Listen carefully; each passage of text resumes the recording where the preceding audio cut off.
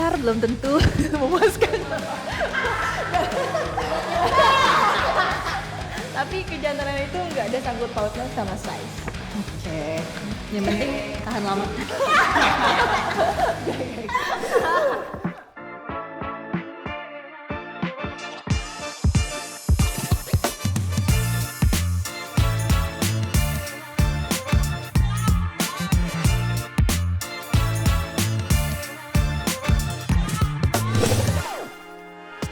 Kami mendatangkan 6 orang dengan latar belakang yang beragam untuk menggali pendapat-pendapat mereka mengenai berbagai hal terkait dengan stigma tentang cowok harus berperilaku maskulin. Real men don't cry. Yes or no?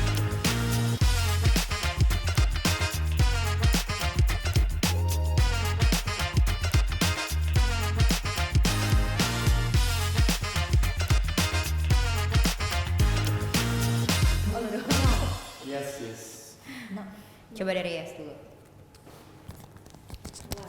Kenapa gua yes? Karena sih ada kata-kata real man ya, real.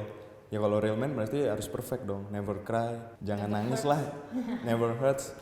Harus selalu kuat, harus selalu tegap menghadapi masalah apapun itu. Yes. Cuy, nangis itu manusiawi loh. Tahu nggak sih, orang kalau misalkan nggak bisa ngeluarin air mata itu dia yang dipertanyakan malah. Jangan nangis dong. Nah terus nih ya, di situ kan ada real man don't cry ya. Nah penjelasan yang sangat singkat dari gue gimana ketika dia dikasih cobaan yang benar-benar itu cobaannya nggak bisa diterima sama keadaan dia. Apakah dia tetap terus tegar? Di dunia ini tuh benar-benar gak ada yang perfect, gak ada manusia yang sama sekali sempurna. Meneteskan air mata itu bukan hal yang salah, tapi itu manusiawi. Setuju. Udah, berantem aja berdua. Real man itu sebenarnya kan as a human itu natural banget kalau untuk nangis. Cuma memang kadarnya jangan terlalu banyak juga, nangis terus juga agak-agak gengges ya. Jangan cengeng. Cuma kalau nangis itu wajar sih, asal jangan sering-sering aja gitu. Real man cry itu menurut aku wajar banget. Itu juga bukan sesuatu hal yang mutlak kalau di dalam gender dan seks ya. Dan itu sah-sah aja gitu kalau misalnya dia nangis, cowok nangis tuh sah-sah aja. Oke, kenapa aku bilang enggak? Artinya kalau real man itu ya wajar-wajar aja sih menurut aku. Kan kalau orang nangis itu nggak mandang gender harus cowok cewek, cowok juga bisa nangis. Dia juga punya perasaan, jadi menurut aku itu hal yang wajar. Makanya aku pilih no. Menangis itu bukan suatu sikap yang nunjukin kelemahan seseorang sih, kayak lebih ekspresi akan suatu situasi tertentu aja sih. Jadi itu sangat manusiawi menurut gue. Cowok yang pakai skincare akan terkesan terlalu feminin dan tidak mencerminkan cowok tulen. Yes or no?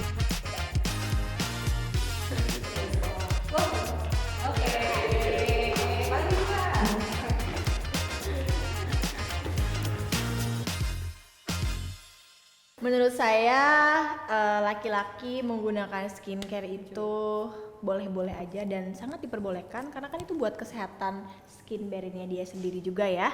Gak cuma perempuan tapi laki-laki juga menurut aku wajar juga. Dan sekarang juga banyak kok skincare laki-laki. Ayo lebih perbanyak lagi skincare laki-laki.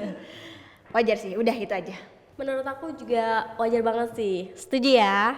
Setuju nih. Pakai no semua. Karena setuju gitu, nggak mandang gender ya. Kalau untuk skincare tuh cowok cewek semuanya butuh, iya betul banget. Dan kalau sekalipun make upan itu kayak nggak gini nggak sih? Intinya sekalipun make upan itu wajar banget, nggak menandakan bahwa saya dia tuh belok gitu, intinya gitu aja. Cuy, dari gue muka itu jangan diedit tapi dirawat. Wow, dalam banget.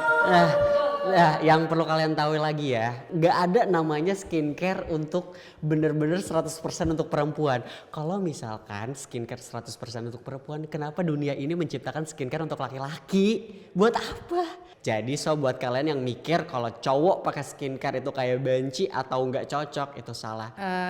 Cowok, ya kita semua punya kulit sebagai manusia ya, dan kalau dia mau ngerawat dan sadar akan perawatan kulit itu baik, ya udah gitu.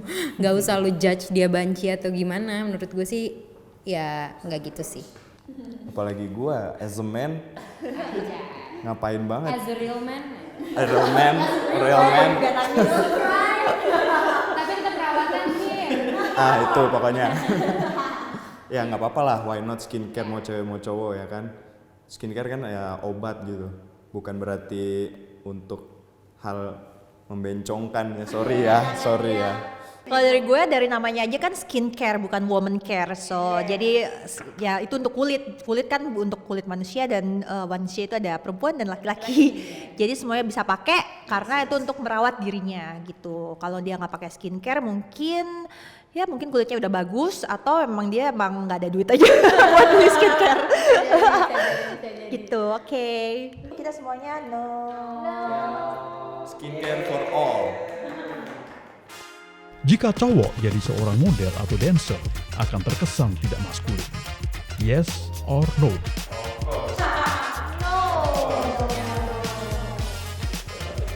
Yang deket-deket aja deh.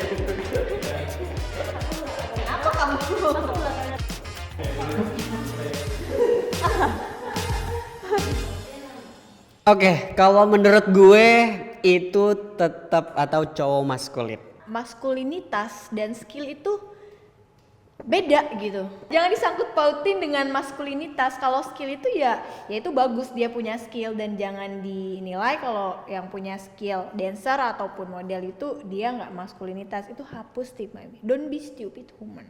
Ya. Oke, kalau aku model sama dancer itu sekalipun itu cowok, dia itu jadi seorang dancer atau seorang model, itu tetap akan tampil maskulin. Gitu gak sih? Nggak ada hubungannya ya antara lo jadi dancer atau lo jadi model terus sama lo jadi nggak maskulin, karena itu kan lebih ke skill, gimana lo punya bakat terus lo asah, atau lo punya passion terus lo asah. Jadi walaupun lo laki-laki, selama itu adalah skill lo dan itu adalah passion lo, nggak ada masalah, nggak akan ngeganggu maskulinitas, nggak ada hubungannya. Basically sama. Setuju lagi. Jadi mau apapun gender lu ya, terutama cowok ya, lu mau modeling, lu mau ngedance, lu mau ngedance yang kayak gimana, itu bukan berarti lu bencong. Kalau ada yang ngatain, lapor ibu lu masing-masing. Wow. Gua sendiri sebagai dancer ya, udah pasti dong bisa jawab ya kan. Mau dibilang maskulin atau enggak, itu kan profesi, jangan bawa-bawa gender lah sebenarnya.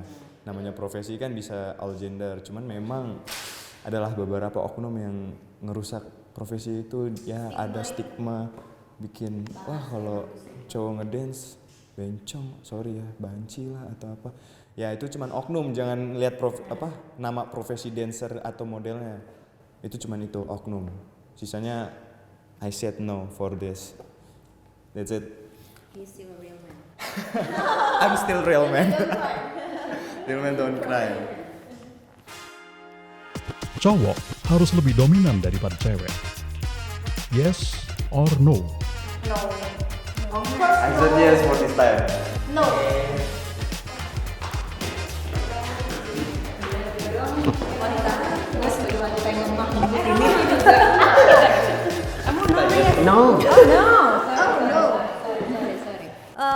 Mungkin lebih ke kodrat kali ya.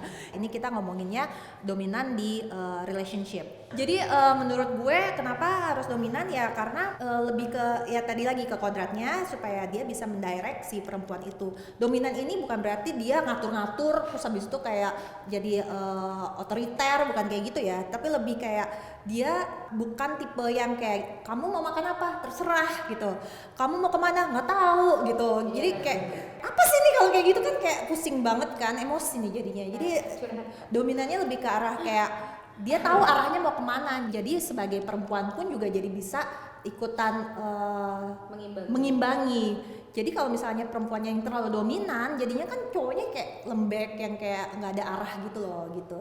Jadi lebih ke situ. Ini bukan masalah gender ya, tapi memang kalau balik ke kodrat emang kodrat sih.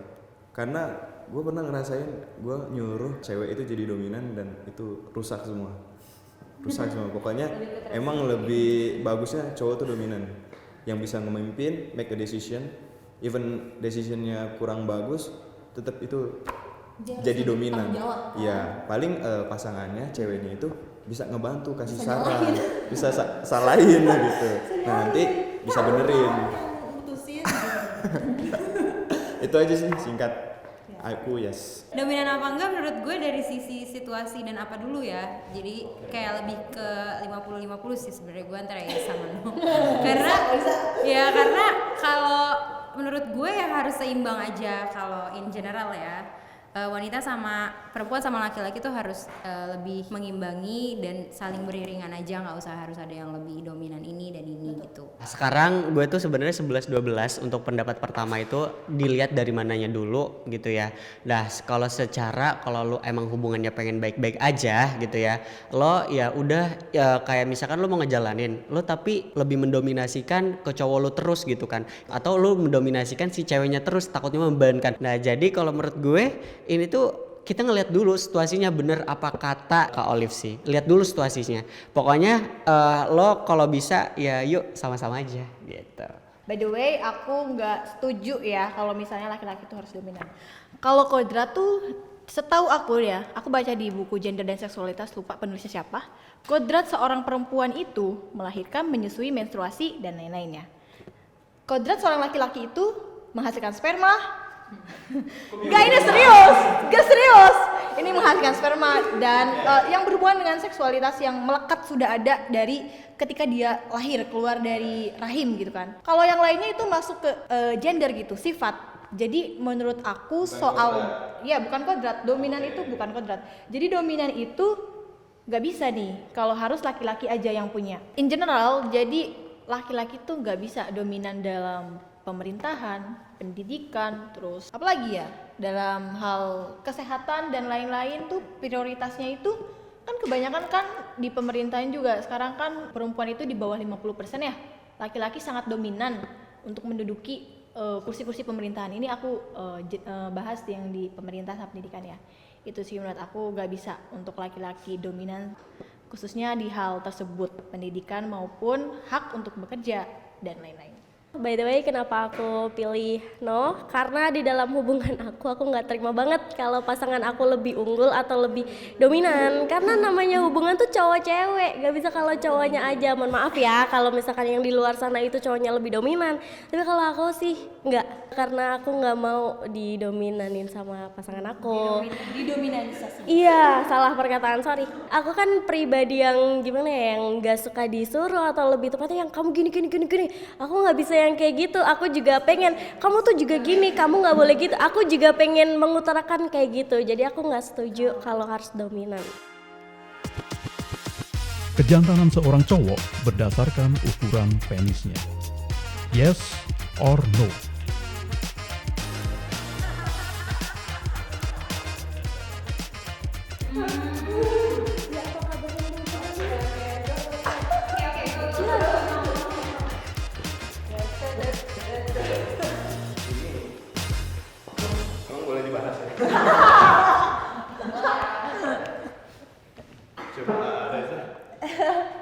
Kocak sih sebenarnya. Nggak kocak. Nih guys ya, kalau pendapat gue tuh simple ya. Kalau jantan itu harus panjang, harus gede, harus kecil. Jadi tuh kalau menurut gue nggak ada sangkut pautannya coy. Ya kejantanan pria kan bisa dilihat dari yang lain lah, dari sifat, dari kekuatan mungkin, ya kan? Tahan lama. Maksudnya tetap sih itu coba. Ya intinya nggak make sense lah, nggak dari itu. Masa kita kayak interview, masa dicek sih itunya? Kamu jantan nggak? Coba lihat. Verified nggak? Nggak. I said no. It doesn't make sense. Okay, next. Kalau gue percaya quality over quantity, udah itu aja. Oh. Yang udah berpengalaman. Kalau aku no comment. Aku sama kayak dia, udah aja. Apa tuh? Nggak ngelihat kayak gitunya, kayak nggak masuk akal kenapa harus mengarah ke situ gitu kan. Kejantanan kan sifatnya luas gitu, jadi kayak nggak masuk akal aja kalau harus ngelihat ke situ. Gimana nasibnya yang belum pernah ngelihat? Gimana?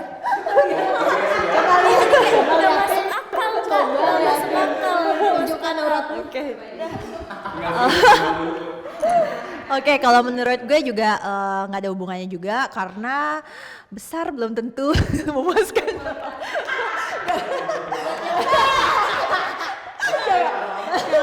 Maksudnya adalah besar belum tentu ukuran itu kan nggak cuma kita nggak bisa nilai cuma dari ukuran aja, tapi ada hal-hal lain selain ukuran itu. Jadi kejantanan pria itu ya bisa dilihat dari sifatnya, gimana cara dia membawa diri, kayak gitu. Nggak cuma dari ukurannya aja. Kalau dari aku, kejantanan itu ya jelas lah bukan dari ukuran size penis suatu pria. Even I just want big, no, I mean like big boy. Tapi kejantanan itu nggak ada sangkut pautnya sama size.